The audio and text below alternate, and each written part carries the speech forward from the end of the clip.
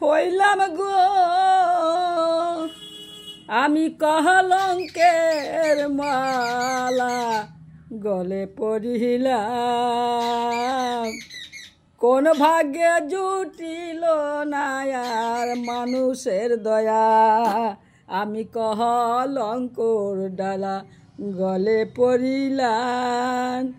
কোন ভাগ্যে জুটিল মানুষের জ্বালা, আমি মনটারে বুঝাই কেমন করে, কলঙ্কর ডালি মাথায় নিয়া বেঁচে থাকা দায় গো।